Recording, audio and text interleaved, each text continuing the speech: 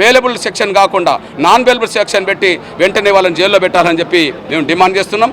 అదే సమయంలో ఈ దాడి జరిగిన తర్వాత ఇటు కలెక్టర్ గారి దృష్టిలో ఎంఆర్పిఎస్ ప్రతినిధులు పెట్టారు, మా వాళ్ళందరూ పెట్టారు, ఎస్పీ గారి దృష్టిలో పెట్టారు, అందరూ పెట్టేశారు. కలెక్టర్ గారు స్పందించారు, కొంత వాళ్ళకు సదుపాయాలు కల్పించే వాళ్ళు ముందుకు వచ్చేశారు. అదే సమయంలో ఎస్పీ గారు కూడా ముందుకొచ్చారు, రక్షించే ప్రయత్నంలో కొంత ముందడుగేయించారు. కానీ సెక్షన్లు మాత్రం పడాల్సిన సెక్షన్లు పడలేదనే విషయం మేము గుర్తు చేస్తున్నాం. వెంటనే ఆ సెక్షన్లు పెట్టి వాళ్ళని అరెస్ట్ చేయాలని కూడా డిమాండ్ చేస్తున్నాం. అందరికీ నమస్కారం. మందాకృష్ణ మాదిగల్లో ఉన్నటువంటి ఓ వైబ్రేషన్. సో మాదిగలకు ఎక్కడ అన్యాయం జరిగినా కూడా ప్రశ్నించే గొంతుకే మందాకృష్ణ మాదిగ. చేమకుర్తి మండలం బళ్ళమూడి గ్రామంలో మాదిగలపై దాడి జరిగింది. ఆ విషయంతో ఒక్కసారిగా మాదిగపల్లె ఉలిక్కిపడింది.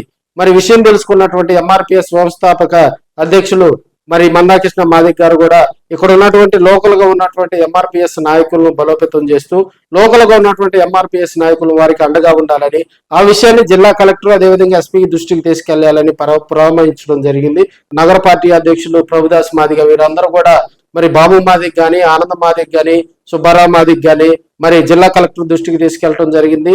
ఆ కుటుంబానికి అండగా ఉండటం జరిగింది. అదేవిధంగా ఈ రోజు మరి ఒంగోలు రిమ్స్ కి వచ్చి మందకృష్ణ మాదిగ బళ్ళమూడి గ్రామస్తులను కూడా పలకరించడం జరిగింది. వారికి కారణాల వల్ల కక్షపూరితంగా ఒక పక్కా ప్లాన్ తోటే మరి వారిపై దాడి జరిగిందని మందకృష్ణ మాదిగ ఆరోపించడం జరిగింది.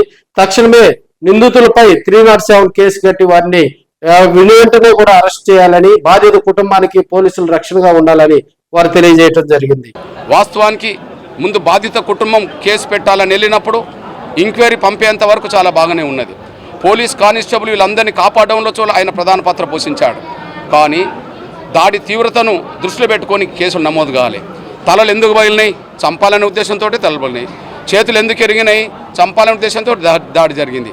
మరి అట్లాంటి సమయంలో వీళ్ళు బతకవచ్చు, కానిస్టేబుల్ అండతో కానిస్టేబుల్ సహకారంతో వీళ్ళు బతకవచ్చు. కానీ వాళ్ళ ఉద్దేశం, దాడి చేసిన ఉద్దేశం చంపడమే, చంపాలని అనుకున్నారు కాబట్టి తలలు పగిలినాయి అనే విషయాన్ని మీరు మర్చిపోద్దని కూడా విజ్ఞప్తి చేస్తూ, మీరు చిన్న చిన్న కేసులు పెట్టి చిన్న చిన్న సెక్షన్లు పెట్టి మీరు నిందితులను కాపాడాలనుకుంటే అది మీరే నిందితుల పట్ల కొమ్ము కాసిన వాళ్ళు అవుతారనే విషయం కూడా మర్చిపోద్దని కూడా గుర్తు చేస్తున్నాను. నేను దయచేసి విజ్ఞప్తి చేస్తున్నాం, వెంటనే కుట్రబుద్ధితో దాడిని జరిగి ముందస్తు ప్లాన్ ప్రకారం జరిగిన దాడి. ఒకరు కాదు, అందరి దగ్గర కర్రలు ఉన్నాయి. ఆ కర్రలను కూడా ఒకరి దగ్గర పెద్ద కర్ర కూడా కానిస్టేబుల్ తీసుకొని వాళ్ళందరినీ వెనుకకు నెట్టేసిన పరిస్థితి కనిపిస్తున్నది. అంటే దాడి చేసింది కుట్రబుద్ధితోటి, దాడి చేసింది ప్లాన్ ప్రకారంగా దాడి జరిగింది. కేవలం బతకడానికి కారణం, చనిపోకుండా బతికే పరిస్థితి వీళ్ళకి వచ్చిందంటే కానిస్టేబుల్ మాత్రం వాళ్ళని కాపాడాడు, లేకపోతే చనిపోయేవాళ్ళు.